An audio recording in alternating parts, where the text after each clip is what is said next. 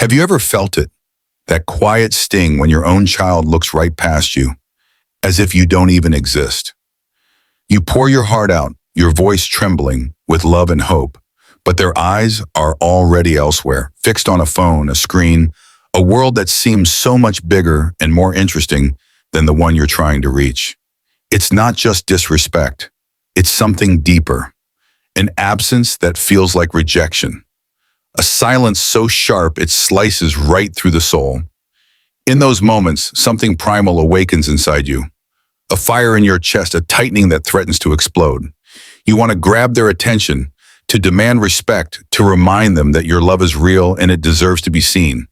Not because you seek control or power, but because you know deep down that love without respect is fragile. It breaks, it cracks, it shatters. But here's the truth most parents don't realize. That heat of anger, the impulse to scold or lecture, rarely brings your child closer. Instead, it builds walls, invisible yet impenetrable, that grow thicker with every harsh word and every raised voice. What you want most, connection, slips further away. What if I told you there's a different way? A way to meet their silence, their defiance, without losing yourself to frustration. A way that doesn't rely on yelling or fighting for control, but one that gently rebuilds the bridge between your hearts, starting from within. I call it the respect reset. It's not some magic spell or quick fix, but a profound shift in how you show up. One that your child will feel deeply, even when they won't say it aloud.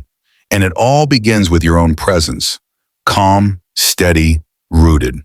Before we dive deeper, I invite you to join the Deep Psyche family. A space where we explore these transformative insights that don't just change how you parent, but how you see yourself. Now let's begin. The first shift you must make is to keep your emotions in check.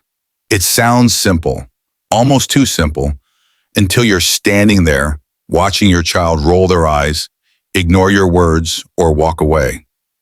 The heat inside you rises, your chest tightens. That familiar urge to lash out grows stronger. This is the crossroads where many parents lose the battle, not because they're wrong, but because the emotional storm pulls them under. Here's what human psychology tells us. Emotions are contagious. When your voice sharpens, theirs hardens. When you push, they resist. So in that moment, pause. Breathe deeply. Lower your voice instead of raising it, not as a sign of weakness or submission, but as a demonstration of power, the power to remain grounded. Picture yourself as an ancient tree in the middle of a wild storm. The branches sway and bend, but the trunk stands firm, unshaken. That steadiness is what your child needs most, even if they resist it now. Staying calm doesn't mean suppressing your feelings or pretending nothing hurts. It means mastering your inner world so you don't lose yourself in the chaos of theirs. When they witness you managing frustration without losing control, even if silently, they learn something profound. This is how we face hardship and stay whole. Once your calm is anchored, the second shift is to seek understandings without surrender. Because often what looks like disrespect or defiance is only the surface. Beneath it lies something more fragile, stress they don't know how to name, feelings of being unheard, or a silent test to see where your boundaries truly lie. If you react only to the visible symptoms, the eye rolls, the sharp tone, the quiet mutters, you miss the deeper story. And when you miss the root cause, you end up pruning leaves that keep growing back, over and over. Understanding doesn't mean excusing bad behavior. It means holding space long enough to ask, what's really going on here? Sometimes simply saying, I see you're upset, I still expect respect, but I want to understand why this is happening, breaks down more resistance than 100 angry commands ever could. Empathy isn't weakness, it's an opening. It says, I'm willing to enter your world even as I hold my own.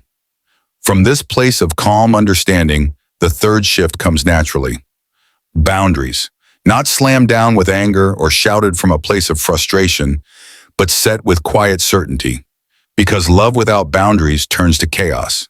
Boundaries without love turn to fear. Kids may pretend they hate rules, but the truth is, Boundaries make them feel safe. They give shape and structure to the relationship, answering the secret question every child has: where are the edges? You can say it simply and firmly. In this family, we speak to each other with respect. That's not optional. When you say this calmly and consistently, it becomes a law etched into their minds.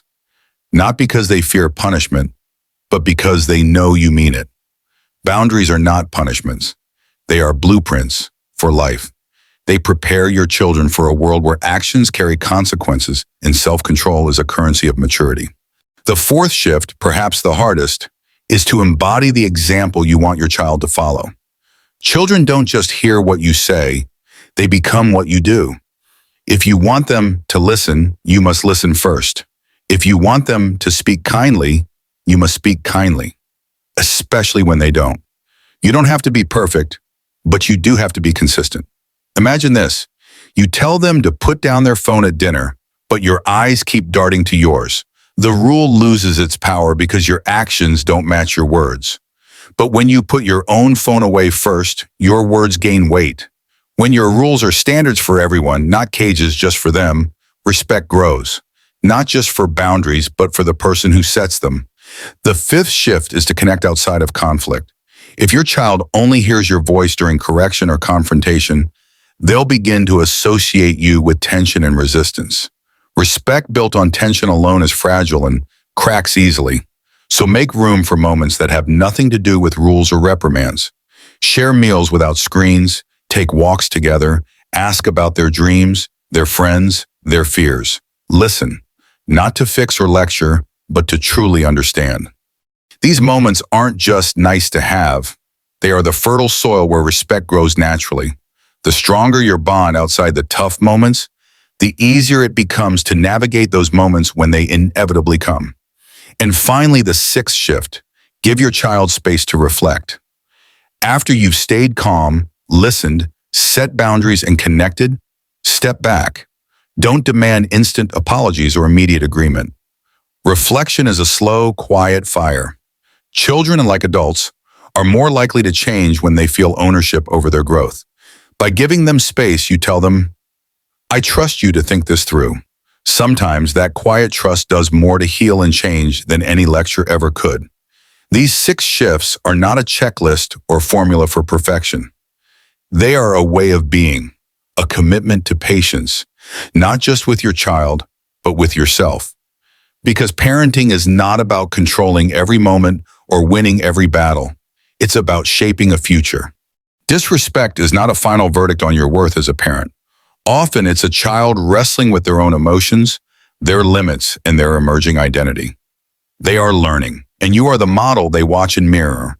Every time you choose calm over chaos, you plant a seed, seeds of maturity, seeds of self-respect, seeds that will one day blossom into a kind of respect no shouting could ever force.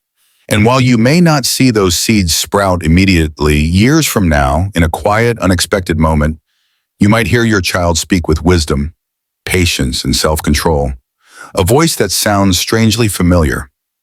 And you will know that is your voice, living in them. Your example, reflected back. So the next time your child ignores you, remember, you are the rooted tree. You are the steady voice.